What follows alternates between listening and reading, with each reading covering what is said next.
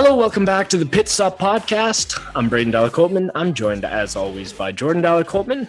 We're going to be recapping a fun race in Monaco 2 weekends ago and teeing up the race in Azerbaijan this weekend.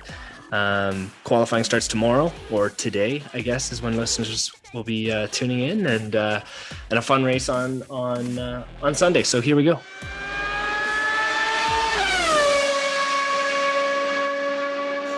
Monaco. Jordan, what's everybody got to know about Monaco? It's the second smallest country in the world. Isn't it a little fishing town? Isn't that the big thing that you were on about last week? Well, it's a joke because it's the biggest little fishing town in the world. Yeah. But it's the second smallest country in the world after the Vatican City. Apparently there was a race there 2 weekends ago. I'm not excited to tell you that Mercedes and Lewis Hamilton did not finish in first, but I am excited to tell you that there were a lot of different pole positions changed all the way from qualifying. We had Charles Leclerc finish first and yet not finish the race at all.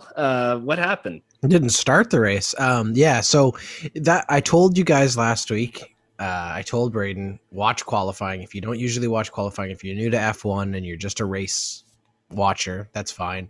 But there are certain races in the calendar that you definitely want to watch qualifying for if you're not watching it every weekend, which I do recommend because it's a whole different side of the sport that I think is really exciting. It's just, the sprint style guys just flat out trying to get the best lap times. And you could really see the technical skill of which drivers are good racing drivers and which guys are just amazing drivers. Anyway, qualifying so important in Monaco a couple weeks ago because it's such a narrow course, very hard to pass. That's how it has always been. It's a very narrow street course. So the way in which the grid lines up to start the race really plays a factor. It's also the first time, I believe, in like 7 or 8 trips to Monaco that we didn't have a single driving incident, no yellow flags, no red flags. The race went from start to finish with no interruptions, which is very rare at Monaco. So the drivers were on their best behavior and kept many close calls. Yeah, but as Braydon alluded to, qualifying was very dramatic. So Charles Leclerc and his Ferrari had a great lead up to the weekend. We talked about that on the preview last week. It looked like Ferrari was really getting it going. So was Carlos Sainz, and obviously Charles Leclerc, hometown kid, Monaco's home. So he was really excited about the opportunity to perform well. He did perform well. He had the fastest qualifying lap in quali 3. So he was in provisional pole position, let's call it, as there were still 2 or 3, I think, drivers behind him. I think Carlos Sainz also had to still have his fastest lap. So Verstappen, Bottas, and Sainz were all still ready to do a fastest lap when Charles Leclerc, who was still coming back around, unfortunately put his car in the wall, lost control at a corner because, again, tight, and it meant that qualifying had to be suspended, and they had run out of time, so they weren't able to complete qualifying. So Charles Leclerc won qualifying, got pole position, but then the big question mark was, how much damage did he do, right? And all the way through up until the race, there was a lot of question marks about what was going to happen. Now, there are 2 sort of major rule things that came into play. One, a team can change out the power unit or the gearbox in the car, but in doing so, they have to give up qualifying positions to do it. I believe it's 5 spots. I'm not 100% sure if that's the right number, but I know you have to give up qualifying because you didn't technically qualify with the car that you're now starting. Exactly. Right, gearbox or power unit. There's a couple other sort of car components that are considered so critical that it's like having a new car. So Ferrari took a gamble, and the mechanics and the engineers decided instead that they would focus on seeing how much damage there was and whether or not they could get the car to work with the current gearbox and power unit. Now, they couldn't. He went out on a warm-up lap that every driver does, and the car, I believe it just had shifting issues. The gearbox was too damaged, but by that point, it was too late to change it. They'd already committed to that being the car that they were going to send to the grid. So they had to retire the car before the car even made it out there. And because of the timing, again, there's very strict rules about when these decisions have to be made by the FIA. So even though Max Verstappen qualified second, he didn't then get pole. They just left they left the pole position open.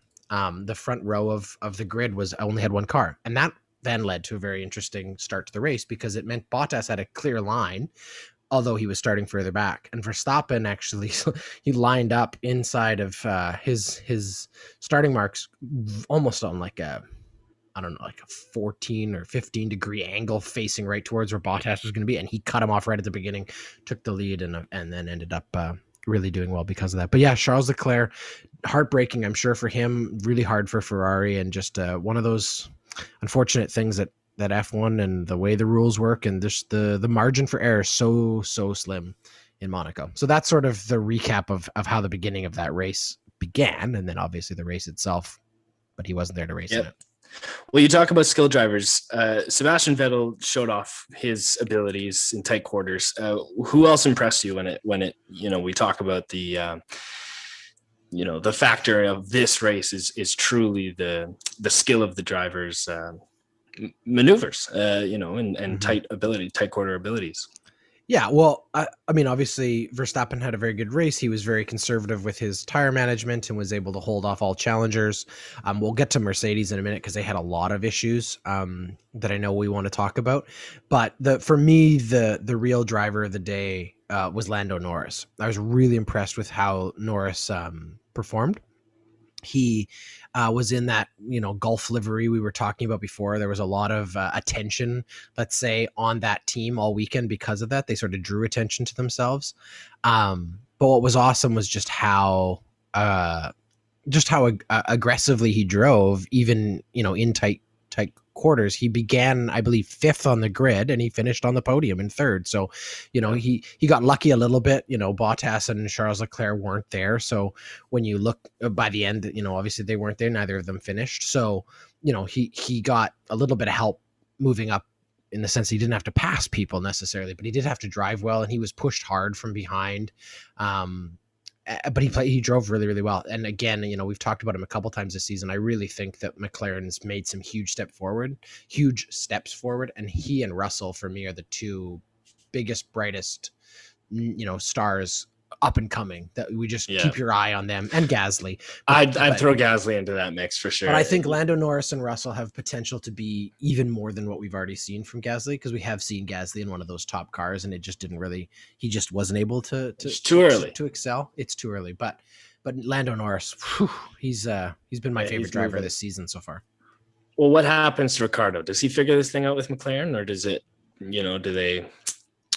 does he see a new team again next year? No, I don't think so. I think they're happy with him. I think he's happy. But he finished 12th. No, I know. But I think the other thing you have to think about is he's been in 3 different cars in the last 6 years. Very different components, very different styles of vehicles. They're driven in different ways. We think, they're all the same car, but they're really not. They're completely different cars. Everything from how the steering wheel is laid out with controls, how each car handles each of that information and control, the communication with the team, the way in which the team, just everything is different. And so he has some adjusting to do. He's obviously a veteran driver, so at the end of the day, his skill helps him get through that. But I do think there's some adjusting to it. We also, Carlos Sainz has also expressed a similar feeling. He's bumped into a few different cars recently. But he's obviously had a good start to the season. I think Ricciardo's window of being like an elite driver is closing very quickly, because, he probably will have had his best years when he was back with Red Bull. That's just going to be the reality of his career. That doesn't mean, though, that he can't be one of those veteran drivers out there on the grid that is opportunistic. We saw him get a podium last year.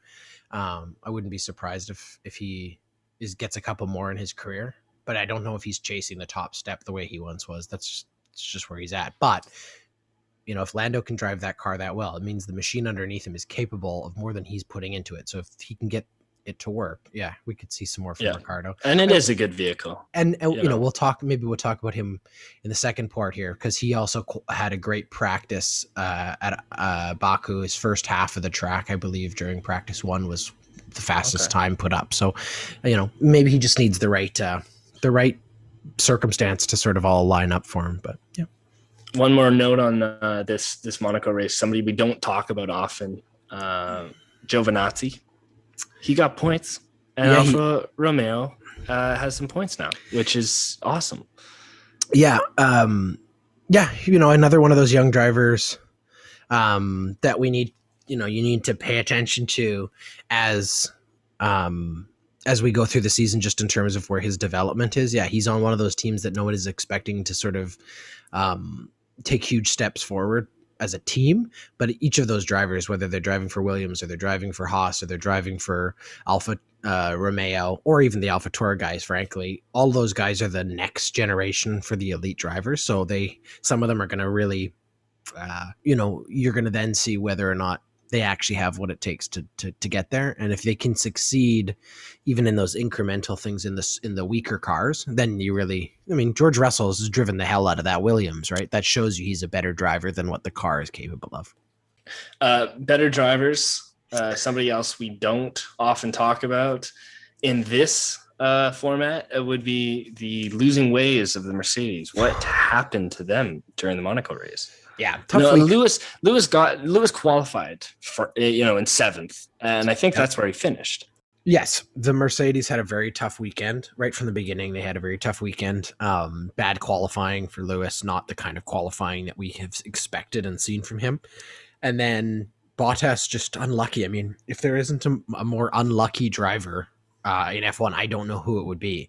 Like Valtteri Bottas, already the second seat at the best team. You're a 6-7 time champion as a team, but you've got the second driver that just cannot catch a break. We saw a couple times last year, and either he was in the position to win a race or at least make a podium, and he was either let down by a pit crew or he was let down by, conditions, or we saw a couple races ago, he was hit from behind by the Williams of Russell, and just bad luck sometimes and just circumstances. But yeah, he's unfortunate. This week it was one of the most strange incidents we've seen in a very long time in pit row.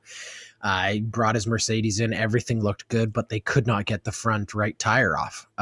It just wouldn't go, and we've seen that a couple times. Maybe the lug nut, the gun just misfires or it slips or something. But what appeared to happen was it got cross-threaded, right? So then it locks up on there, and there's physically no way to deal with it. And then the actual gun stripped the bolt to the point at which there was nothing left for it to grip. And they they realized very quickly, this happened within a matter of seconds, how fast it escalated, and then it was over. And they had to retire the car. And in fact, that wheel remained on the car for, I believe, 72 hours.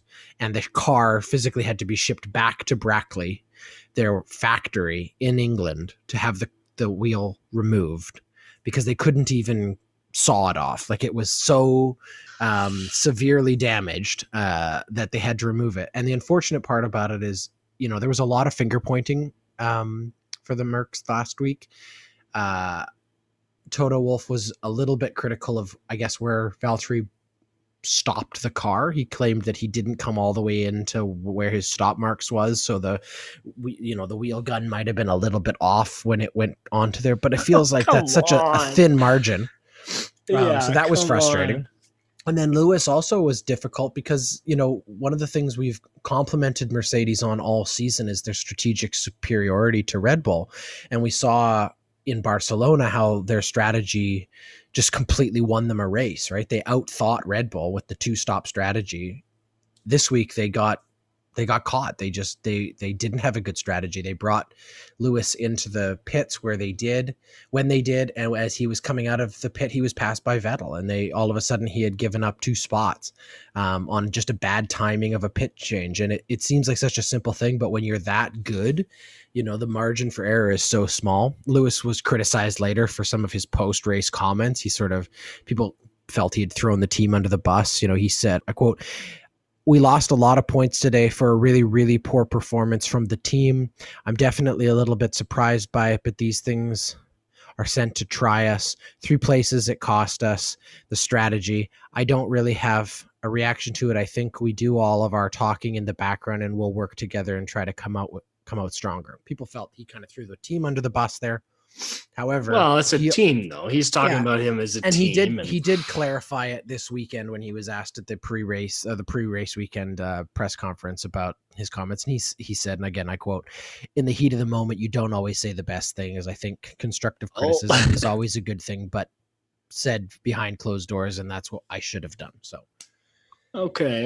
So I mean, you know, the he was guy's highly frustrated, right? competitive. When was the last time he wasn't on the podium? Like 2 years? Well, no, This I think he guy, missed a couple last year, but no, it's not very rare, very rare occurrence. so You're right. rare.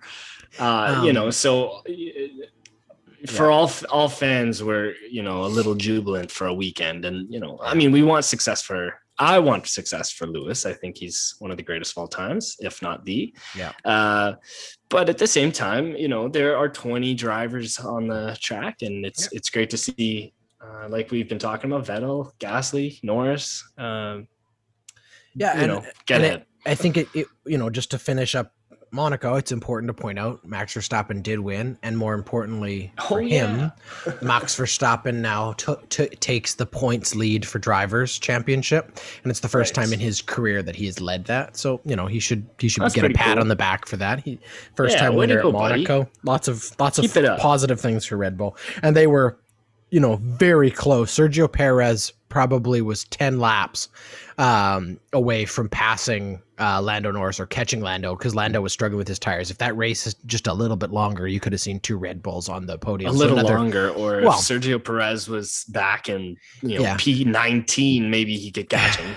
Well, that's the strategy part that it came into play, right? Everyone expected there to be a yellow flag and a safety car at some point, because there always is at Monaco, and there just wasn't. So I think a lot of teams, everybody up again. and a lot of team strategies were built around expecting that to happen, and then when it didn't, I mean, that's what killed that. Lance Stroll had a chance to be in the points, and it just was a bad race for them because they expected to utilize a safety car, and it just wasn't there. So sometimes you don't get lucky, right?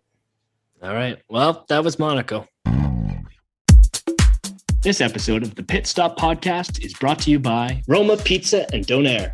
We all know that the best thing about Edmonton is the many Donair options. And I know if you're like me, it can be overwhelming and stressful trying to hunt down the best.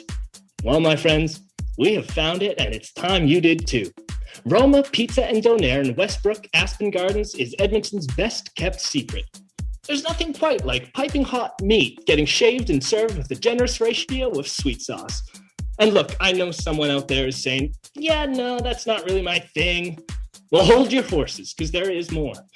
Roma Pizza and Donair not only serves Edmonton's best donair, but they also offer Roma pizzas, dinner platters, chicken wings, chicken fingers, chicken nuggets, chicken tawook, burgers, salads, subs, baklava, coconut cake, and with summer right around the snow-covered corner, they also have summer specials, deep-fried pickles and deep-fried Oreos. But hey, don't take my word for it. Sometimes tasting is believing. To order, call them at 780-944-9696. That's 780-944-9696. They're open every day except Sunday from 11 until 11 and open till midnight Friday and Saturday. You can also follow them on Instagram at Roma Pizza Donair. All right, we got a fun race in Azerbaijan this weekend in the city of Baku on the Western Caspian Sea. Yeah, beautiful. Look that up for beautiful. Me. I have no idea where this place is. Middle East, east of Turkey, north of Syria, and right as you said on the Caspian Sea. Beautiful course. Another street course. So we get back-to-back street courses. This one is a little more forgiving, but not a lot if you watch practice. So what's to expect this weekend? Tricky conditions. Let's put it that way. Beautiful sunny days. Track though has a couple really tight corners. Turn 1 has a huge runoff area because there's an expectation that guys are going to take it a little bit aggressively. Practices on Friday, I think 4 or 5 cars took damage on, just really tight corners, pushing it all the way. A lot of cars had to use the runoff areas, lockups, and just weren't able to kind of get the conditions right. So qualifying will be interesting again to see what team gets it dialed in. Differential makes a big factor in this. The teams that are able to get that car, just dialed right, it's going to work for them. But it's going to be a little bit easier to pass than in Monaco's street track. So that should lead to a little bit more exciting racing. If I was going to bet on it, I would expect there to be a couple safety cars, but I also expected them in Monaco, so you never know. But it's the kind of track where that kind of strategy could really come into play. But no, it should be another good race, and obviously there are a lot of teams that following Monaco are looking for either a bounce back week or to carry on with where they were. So there's a lot on the line after such an iconic race. Well, it'll be nice to see. Hopefully, knock on wood, that Ferrari team gets 2 cars into the race. Charles Leclerc has a big race this weekend. Charles Leclerc did have an accident in practice. He lost his front wing, had to make a decision. Okay. He locked up coming out of turn 1 and had to make a decision between the runoff and just trying to make the corner. And he chose to try to make the corner and didn't. So he took off the front wing. So, but the gearbox is fine, right? So far, so good. Yeah. And obviously they can change things out after practice, but it tells you that they're pushing, and that is exactly what you're looking for. And I think the Ferraris both, I believe Verstappen had the fastest times coming out of practice, but the Ferraris were 2 and 3. So that car has really made a huge leap forward after such a dismal year last year. And it's always fun to see the red cars up there. So Ferrari's going to have a good weekend if they can keep everything going in the right direction. What else in terms of skill capabilities, what's necessary in this kind of a race? Well, you talked about Ricardo in the first section, and this is the kind of course that he has often succeeded in because he is a very skilled overtaking driver, and it is a tricky course to overtake, but he has often found success at some of the street courses. I know he's often done well at Singapore. He's obviously won Monaco when he was with Red Bull. So he has an opportunity to take some steps forward. I would also, it's so hard to tell where Valtteri Bottas is, even just in his head because of all the sort of drama surrounding him. But he has often done well on street tracks too. So, there's lots of guys who could have a good weekend. Lando Norris again, hopefully. I think both McLarens. Honestly, there's an interesting thing going on because if you remember, McLaren's the only team that changed out their power unit this year. They went to the Mercedes engine. They've obviously found success with it already. I think they're downplaying how good their car is. I think they know their car is better than it's performed, and they're just still getting it to where they want it to get to. And I think they're downplaying how fast it is. And if they can catch the right What do you mean by that? Why would they be downplaying that? Well, because they're still trying to figure things out, and they don't want to give away anything strategically. They want the other teams to have to sort of dig through the analytics to figure out exactly what their car is capable of when they're making decisions about whether to undercut them or overcut them pit stop wise, So I think that's where they're at right now. They're still figuring it out. I think obviously we've talked a lot about them. They're going to have a good season all year long. They're going to have a good car. This is a car that's being built for next year. They're going to be really good in the next coming years if this car keeps moving the way it's moving. And that's what I think you're going to see. But again, they've been in contention every single race, and the right safety car moment or the right strategic opportunity happens, or somebody else makes a mistake or blinks, and they're going to be right there on the top of the podium this season somewhere.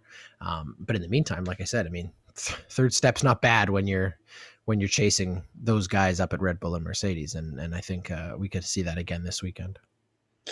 Who's your top 3 in this race? Who's going to? Well, I think you probably see a Ferrari up there. I think Sergio Perez is nipping at the heels there. I think he's capable of more than he's given already in this Red Bull. He also has to figure this car out, right? And I think Mercedes is going to have a good bounce back weekend. It's a good track for both of those drivers. There's potential for them to do well. The usual suspects, I guess, is what I would say. I don't think we're going to have any surprises unless there's some early crashes, which is very possible on a track like this. You could get an incident early in the race that could unfortunately catch a few guys up, and you can see what happens. But we'll know a lot after qualifying as to where the teams look, but it's a little early to say. And weather, we should be predicting a very hot day. Yeah, nice sunny day, hot day. Yeah, tire conditions will be pretty standard, so they'll have to do what they have to do with it. It's not a very hilly course, I believe. It's definitely not as hilly as somewhere like Monaco. There's a few more sort of flat out areas, but it's a street course. There's lots of tight turns. Less hilly though. Yeah, more downforce. A lot more downforce. Yeah. All right, I've got Lewis Verstappen, and I've got Norris getting another third position. I think Nice. he's I going to like that.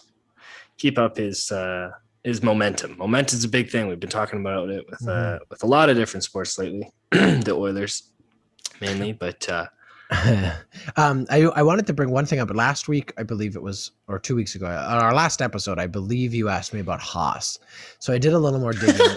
who? You were People are saying asking me who? well, why are they there? What do they want out That's of right. this? Yeah. What the hell's going And on? so I did a little more digging, and the truth is, Uh-huh. they're not even It's a developing their front. car this year. They're embezzling money. No, but they're not developing their car this year. What I mean by that is that Oh. they are not week to week like most teams continue to develop the car, make adjustments, try new what things. are they Here's up why. to? They're working Lazy towards man. next year. So Oh, their engineers and their they're mechanics just back at the factory are working on next year's car. So what they're doing is throughout this year, they're testing things that are really meant for next year's car. So they're testing a new aerodynamics package this week during practice, but it won't go into races. They're going to use it as research for next year. So the point is, it's one of those, it's a transition year. It's very similar to what Ferrari did last year, where Ferrari literally turned their engine down, did not race at full power to test other components of the car, because there's so many different factors that go into making one of these machines, top performance, that you have to sometimes isolate different elements of it to be able to identify how each piece works in conjunction with other things. So Haas is developing their drivers. And it's farm like team a rebuild. Or F2 team where they just can Haas practice doesn't, that I don't team? believe. Yeah, they do all that research, but I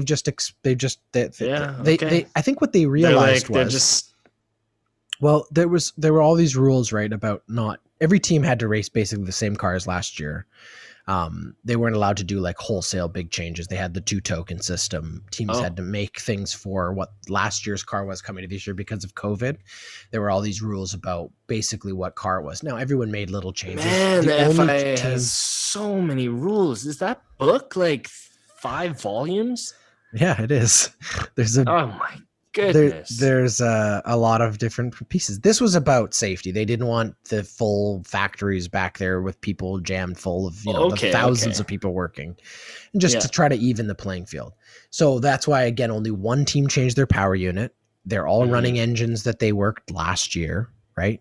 They make changes to it. We've now seen a couple different teams try new aerodynamics packages. The Aston Martin's on a new aerodynamics package. There's been a little bit of controversy about Red Bull's back wing and the flexibility of it, suggesting that it's flexing more than might be to the rules. So this race actually, the FIA, speaking of your rules, has installed teeny little markers on everyone's wings that they are able to track with cameras to see how much flex is actually going on, to see whether or not Red Bull might be giving themselves an advantage. It's all these little tiny things where teams are scouring every piece of analytics and every detail of the telemetry coming off the cars to try to identify the slightest thousandth of a second they can gain strength wise, right? It's the whole controversy last season about the DOS system and the ability that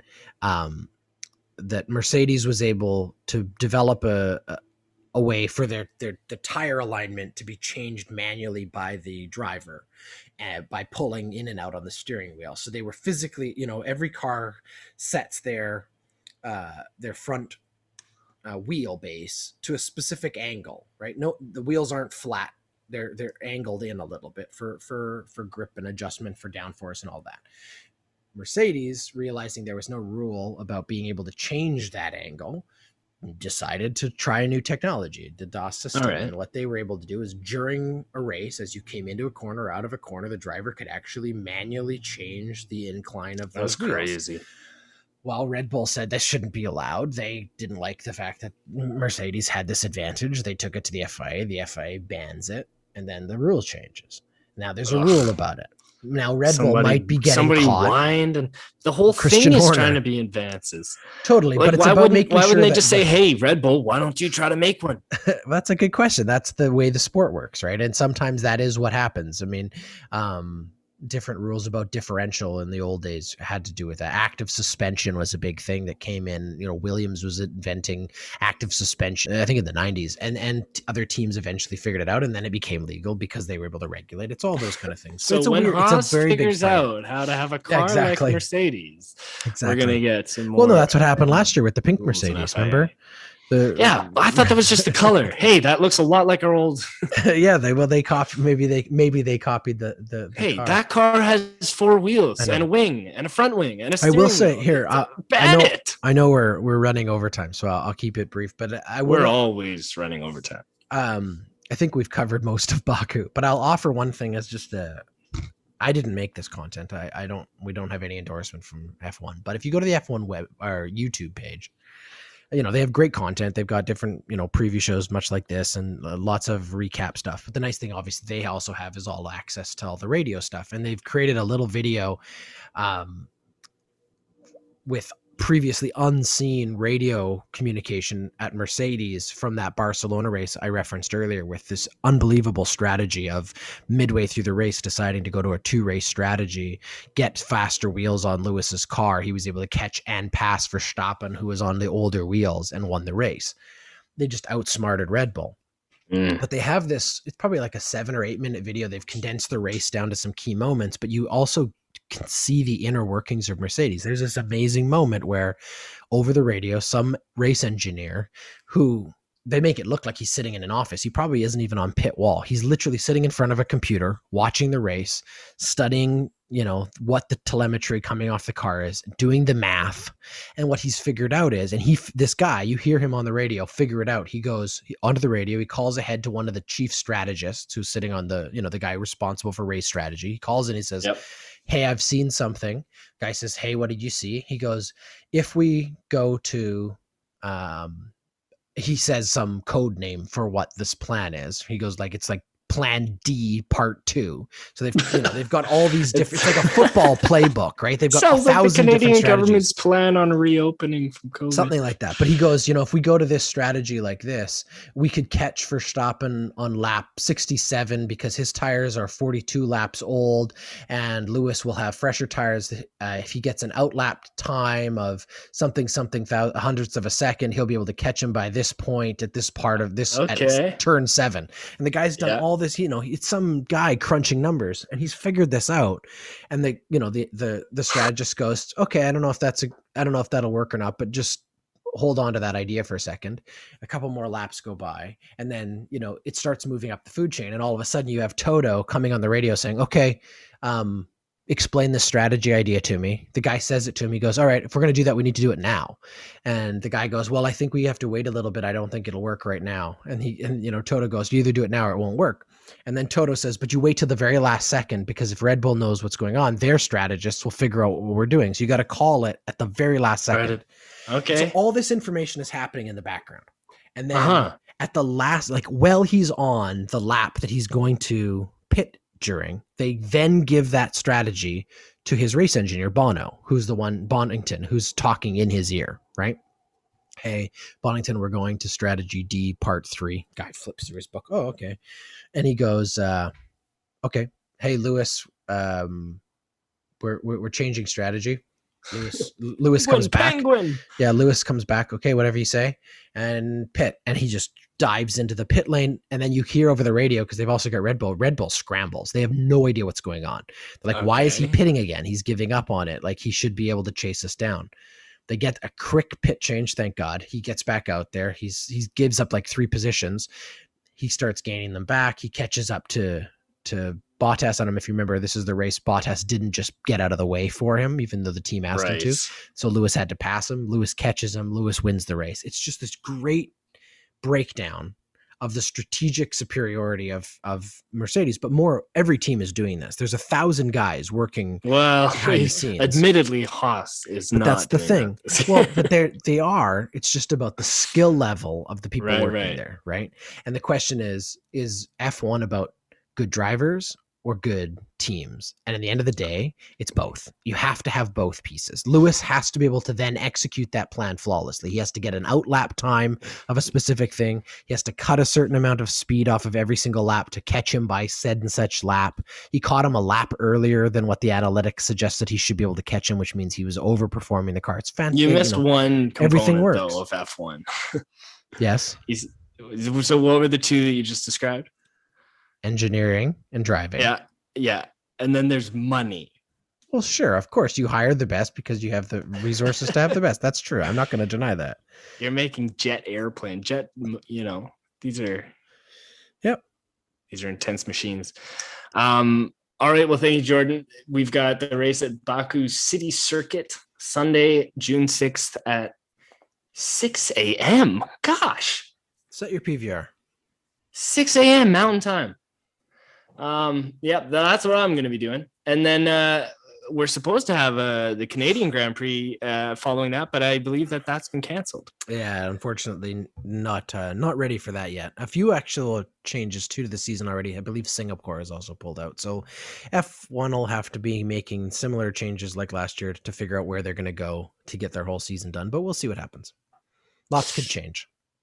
All right. Thanks for listening. That was Pit Stop.